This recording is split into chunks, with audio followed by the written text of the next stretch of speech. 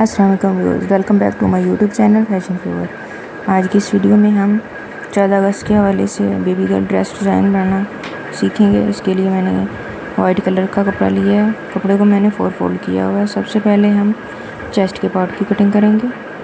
उसके लिए मैंने 7 इंच कपड़े की लेंथ ली है। इस तरह से हम निशान लगा के कपड़े की कटिंग कर लेंगे। 7 इंच के हिसाब से मैंने ली है और फिटिंग के लिए हमने तकरीबन 10 से 11 इंच कपड़ा रखना है। फ्रंट के पार्ट को हमने बैक के पार्ट से 3 इंच ज़्यादा रखना है, जो कि जिससे हम बटन पट्टी तैयार करेंगे। इस तरह से आपने कपड़े को रख लेना। जो ज़ायद कपड़ा था वो हम उतार लेंगे, क्योंकि ये कपड़ा ज़्यादा था, वो मैंने उतार लिया। और ये हमने तकरीबन 2.5-3 इंच कपड़ा ज़ायद रखा है बटन पट्टी तैयार करने के लिए। फ्रंट के पार्ट का कपड़ा आपने ज़्यादा रखना है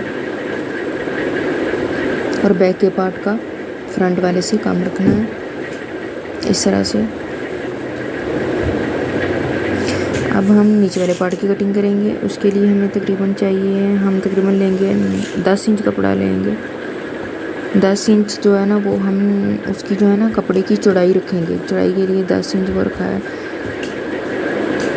10 और 10 20 हो गए। अब क्योंकि हमने उसके अंदर चुनट भी डालने हैं, इसलिए हम थोड़ा सा कपड़ा ज़्यादा रखेंगे। मैंने कपड़े को 4 फोल्ड किया हुआ है। इस तरह से हम इसको करके कटिंग कर लेंगे, फोल्ड करके, ताकि कपड़े की कटिंग बिल्कुल सीधी आए नीचे से। इस तरह से हमने इसको चुनट डाल लेनी है, फ्रंट और बैक दोनों को। अब हम शलवार की कटिंग करेंगे। शलवार के लिए हमने तकरीबन 1.5 इंच ऊपर से छोड़ना है, वो इलास्टिक फोल्डिंग के लिए। नेफा जो हमने डालना है वो 1.5 इंच का कपड़ा उसके लिए छोड़ेंगे। और नीचे से हमने तकरीबन ये 11 इंच रख लेंगे, बल्कि नहीं, हम 12 इंच रखेंगे। कपड़ा ज़्यादा ही होना चाहिए ताकि हमारी शलवार छोटी ना रह जाए। मैंने ये 12 इंच कपड़ा लिया है, हम 12 इंच पर निशान लगा लेंगे। और तैयार शलवार जो है हमें 10 इंच की चाहिए।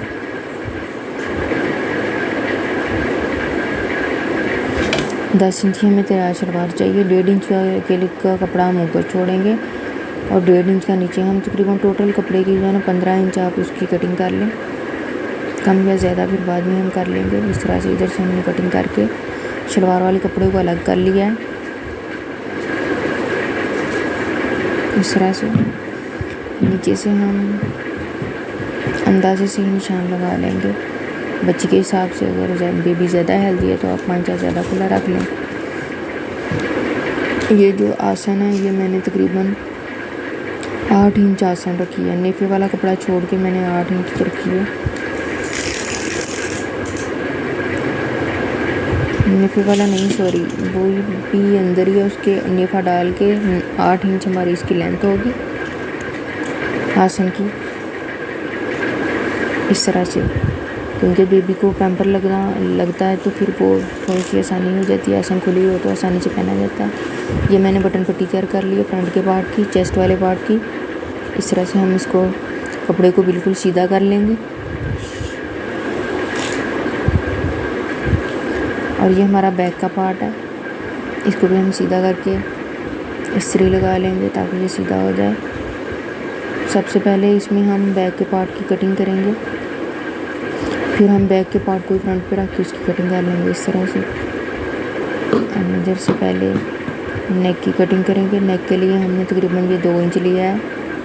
2 इंच चौड़ाई नेक की ली है और 2 इंच ही हमने इसकी विड्थ लेनी है। 2 इंच विड्थ है, 2 इंच ही लेंथ रहेंगी हम गले की। और शोल्डर के लिए हमने ये गले से लेकर हमने तकरीबन 4-4.5 इंच पे निशान लगाना है। इधर से 4.5 पे मैंने निशान लगा दिया और 4.5 इंच ही हम शोल्डर की डेप्थ रखेंगे। इस तरह से हमने इधर भी निशान लगा लिया है। दोनों निशान को मिला के हम एक ऐसे स्ट्रेट लाइन खींच लेंगे और इसे हल्का सा हम राउंड शेप दे देंगे। ये मैंने राउंड शेप दे दी है। और फिटिंग के लिए हम तकरीबन 5.5 इंच रखेंगे। 5.5 इंच पे हम फिटिंग का निशान लगाएंगे। अब हम इसकी कटिंग कर लेते हैं।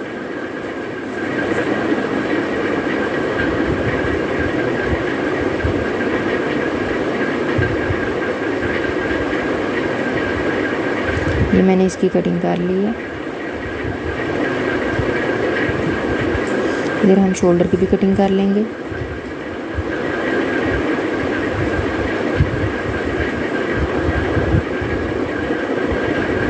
ये देखें, इसकी कटिंग हो गई है। अब हम इसी पार्ट को फ्रंट के पार्ट पे रख के फ्रंट के पार्ट की भी कटिंग कर लेंगे।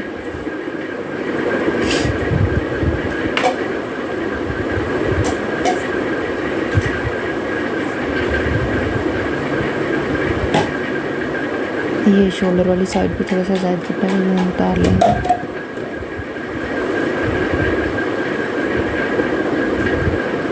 ये मिड पे हम छोटा सा कट लगा लेंगे। ये हमारा फ्रंट का पार्ट है।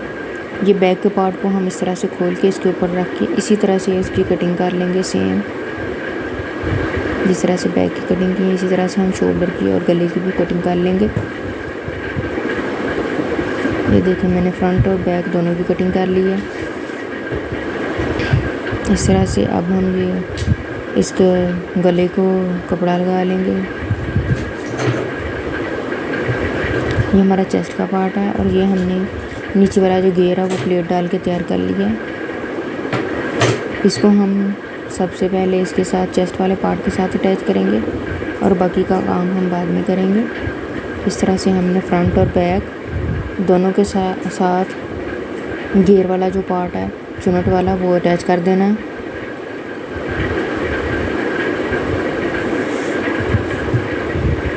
दोनों साइड पे हमने इसको अटैच कर देना है।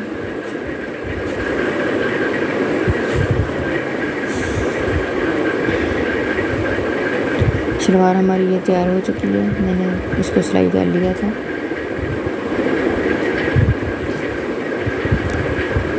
ये देखिए आप, इस तरह से ये सिलाई हो चुकी है।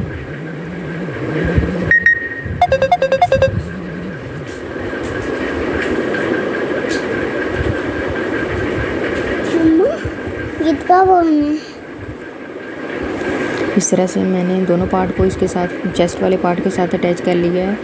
ये हमारा फ्रंट का पार्ट है।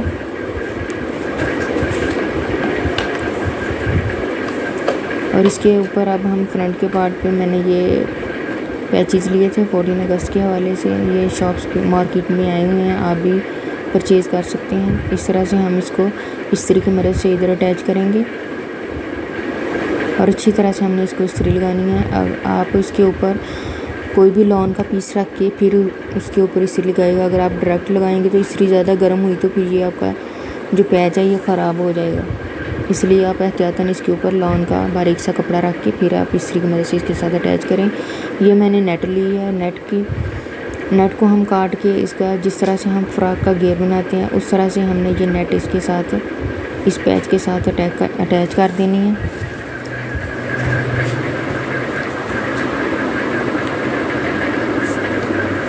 इस तरह से हमने इसको नेट को चुनट डाल के इस तरह से जो हमने स्टिकर सा लगाया है इसके साथ हमने अटैच कर देनी है। इसके लिए हमने तकरीबन नेट की जो चौड़ाई है चुनट डालने के लिए वो ली है तकरीबन 13